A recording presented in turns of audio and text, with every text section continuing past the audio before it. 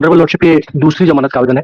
प्रथम जमानत आवेदन पर इस आधार पर निरस्त किया गया था कि डीएनए रिपोर्ट पॉजिटिव आई थी, लेकिन उस समय माननीय न्यायालय के समक्ष उन तथ्यों को प्रदर्शित नहीं किया गया। मैं माननीय न्यायालय की अनुमति से चाहूंगा कि कुछ तथ्य मैं माननीय न्यायालय के समक्ष रख रखूं। बताएं प्लीज बताएं। मैं माननीय न्यायालय का ध्यान विनम्रता पूर्वक आकृष्ट कराना चाहूंगा। लॉर्डशिप, अगर देखेंगे इस प्रकरण की सबसे ज्यादा मैं जिस इसको विवादास्पद रिपोर्ट मानता हूं वो है शव परीक्षण रिपोर्ट। ऑनरेबल लॉर्डशिप, कृपया कर इस रिपोर्ट पर आप दृष्टिपात करेंगे जी। तो दिनांक 9, आप कहां से बता रहे हैं? सर मैं छिंदवाड़ा से हूं, मेरा नाम पीयूष शर्मा है सर। जी जी जी। लॉर्डशिप, इस मृतिका की पोस्टमार्टम दिनांक 9/4/2021 को 3 डॉक्टरों की टीम द्वारा रात 11:30 बजे की गई। लॉर्डशिप, सबसे पहला प्रश्न उठता है माननीय न्यायालय के समक्ष, माननीय न्यायालय के समक्ष अभियोजन ये बात नहीं बता पाया कि आपको रात 11:30 बजे, जहां पर पर्याप्त रोशनी और पर्याप्त प्रकाश की व्यवस्था उपलब्ध नहीं थी, बिना किसी मजिस्ट्रेट की परमिशन लिए आपने पोस्टमार्टम रिपोर्ट कैसे कंडक्ट की? पहला सवाल मेरा माननीय न्यायालय के समक्ष है। दूसरा लॉर्डशिप, ये कहते हैं अपनी ही इस रिपोर्ट में कि 100% बर्न इंजरी का केस है। लॉर्डशिप, श्रीमान माननीय न्यायालय से मैं इसी परीक्षा का तीसरा नंबर का जो पेज है उस पर आपका ध्यान आकर्षित कराना चाहूंगा। ये लिखते हैं कॉलम नंबर 11 में बाहरी और भीतरी जननेंद्रिय, उसमें ये अलग स्याही से लिखते हैं एनएडी, जिसका अगर माननीय न्यायालय के समक्ष मैं अर्थ स्पष्ट करता हूं तो वो लिखते हैं कि नॉट एनी एबनॉर्मलिटी डिटेक्ट, लेकिन अगले ही नीचे ही कोई अन्य व्यक्ति लिखता है कि vaginal slide prepared and sealed handed over to police lady Sangeeta. Lordship, रात 11:30 बजे पोस्टमार्टम हो रहा है, लेकिन फिर मैं माननीय न्यायालय का ध्यान विनम्रता पूर्वक आकर्षित कराना चाहूंगा सर संगीता युवनाथी की जब्ती पर अगर आप दृष्टिपात करते हैं लॉर्डशिप तो ये देखेंगे कि ये पोस्टमार्टम के पहले दोपहर 3:50 पर हो गई थी, जबकि पोस्टमार्टम रात 11:30 बजे हो रहा है। तो पुलिस के पास किसी भी महिला की वेजाइनल स्लाइड बनाने की क्या क्षमता थी? माननीय न्यायालय के समक्ष अभियोजन इस बात को स्पष्ट करने में पूर्णतः विफल रहा है कि पोस्टमार्टम तारीख बताइएगा सर 9/4/21 को 3:30 पर वेजाइनल स्लाइड प्रिपेयर कर रहे हैं सर। अच्छा, लेकिन कॉलम नंबर 13 में आप देखेंगे, कॉलम नंबर 13 में नमूना सील की जगह संगीता अंकित है, लेकिन थाने की सील नहीं लगी हुई है। माननीय न्यायालय से मैं विनम्रता पूर्वक आग्रह करना चाहूंगा, मेरा निवेदन है सर, कि चूंकि मेरा पहला अवसर इसलिए अगर कोई दृष्टिता हो तो क्षमा करें। आप बिल्कुल आराम से बैठ सकते हैं सर। Don't worry. लॉर्डशिप, मैं पहली चीज ये जो मैंने तैयारी की थोड़ी सी, डॉक्टर पारिक और मोदी हैं, इनके मुताबिक जब इन्होंने अपनी किताब लिखी थी जिस पर ये डॉक्टर्स पढ़ाई करते हैं, इनमें इन्होंने लिखा था कि शुक्र के धब्बों की परीक्षा। लॉर्डशिप, ये बताते हैं कि स्पर्मोटोजोआ जिसको शुक्राणु कहते हैं, इसकी उपस्थिति जानना कोई सरल कार्य नहीं है। इसके विरोधी तत्व जैसे कपड़ों का प्रकार, पुरानापन और प्रयोगशाला में पहुंचने तक वे धब्बे किन परिस्थितियों से गुजरे हैं, इस चीज को माननीय न्यायालय के समक्ष बताना बहुत आवश्यक होगा। लॉर्डशिप, पहली चीज ये उठती है कि आप 9/4/21 को मृतिका की पोस्टमार्टम रिपोर्ट कंडक्ट करने से पहले बिना सील बंद लिफाफा तैयार करे वेजाइनल स्लाइड प्रिपेयर करते हैं।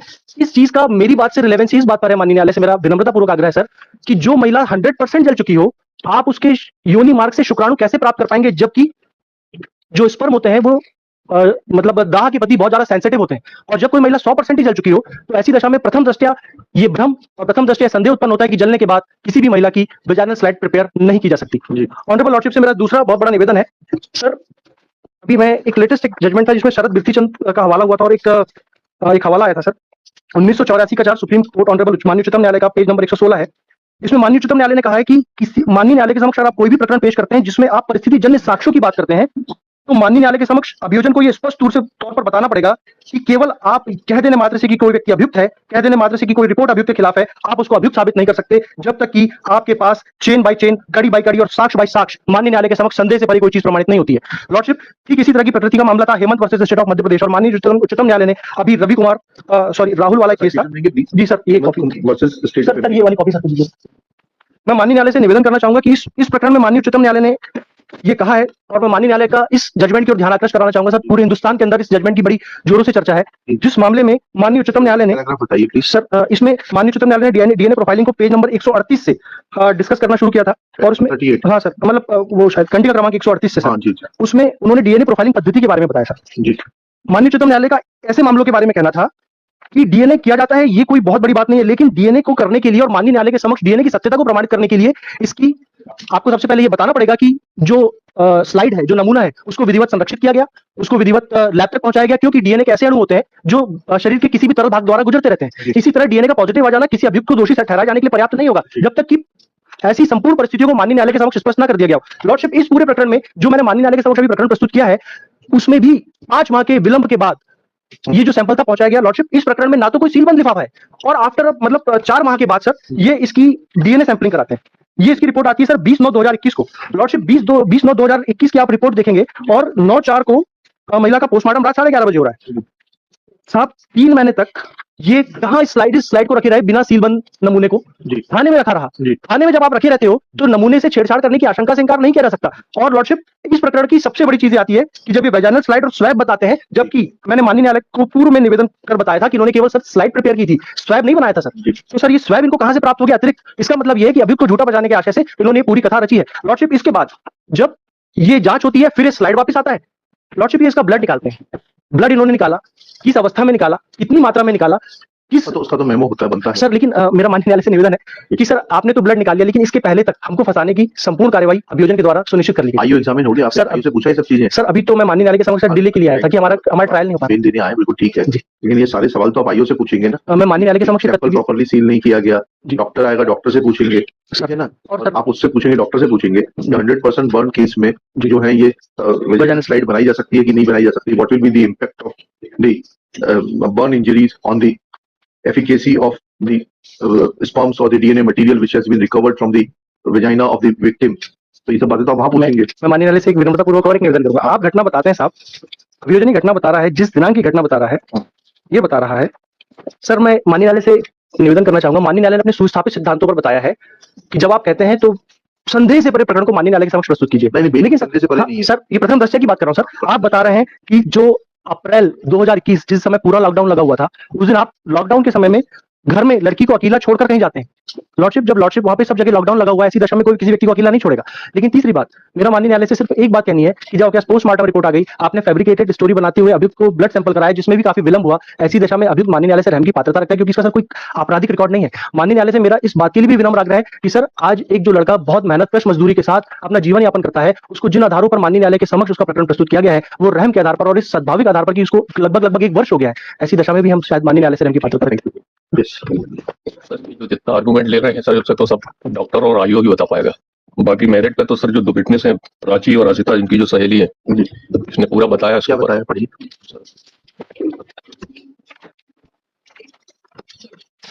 और जो ये डिसीज है sir, as at about 15 years of age. बंद कैसे हो गया था ये? आपने बंद किया था क्या? अभी मैंने ऑन किया, बंद कैसे हो गया?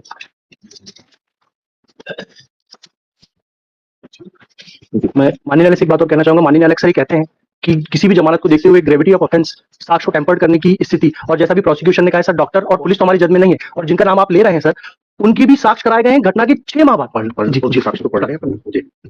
जो रिलेवेंट पोर्शन सर, प्लीज पढ़िए सर कि राजा गुप्ता जनवरी 2020 में डांस का प्रोग्राम के पहले मुझे शिवानी आहाके एवं शिवानी की मां, शिवानी की बुआ परिवार के लोगों को लेकर देवरानी दाई मेला में ऑटो से लेकर गया था। तभी से शिवानी एवं राजा गुप्ता का परिचय हो गया।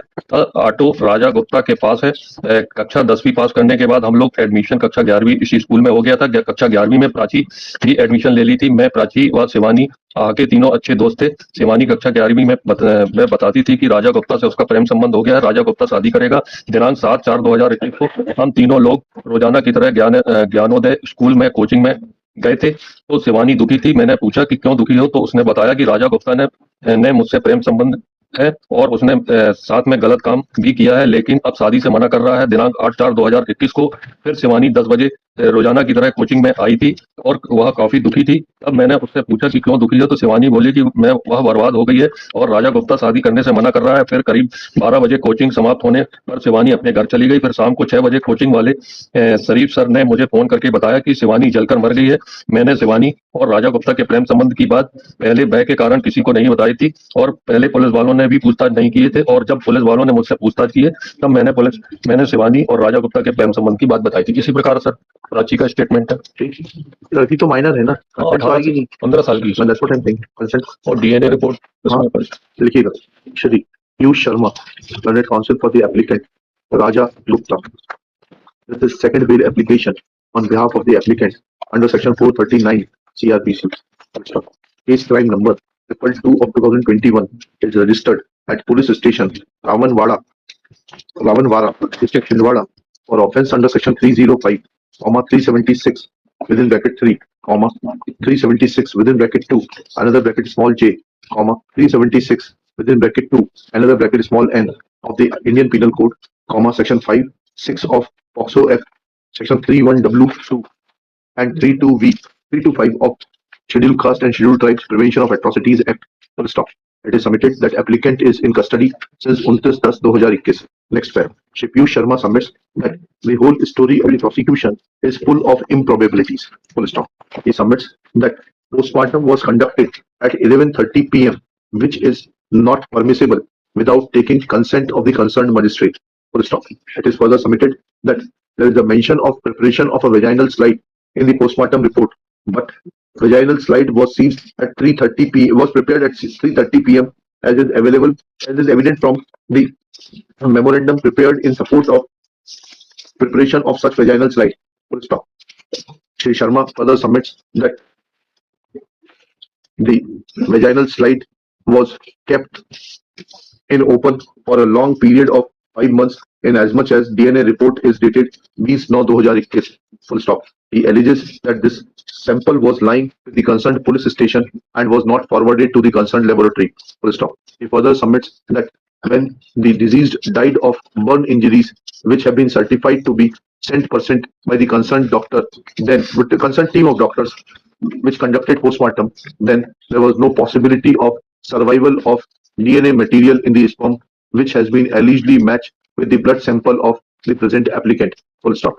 Shri Sharma also raises a doubt over the efficacy of sampling methodology and relying on the judgment of Supreme Court in Criminal Appeal number 611 of 2022, Rahul versus State of Delhi, Ministry of Home Affairs and other connected Criminal Appeal number 612-613 of 2022, Ravi Kumar versus State of NCT of Delhi with Criminal Appeal numbers 614-615 of 2022, Vinod alias Chotu versus the State Government of NCT of Delhi Home Affairs. It is submitted that complete sampling methodology has been discussed in para 31 of the said order. Full stop. The Honorable Supreme Court has exhaustively quoted relevant paragraphs from another judgment of Supreme Court in Manoj and others versus State of Madhya Pradesh, bracket में 2022, bracket close, SCC online, SC 677, and reading this, it is submitted that there is neither for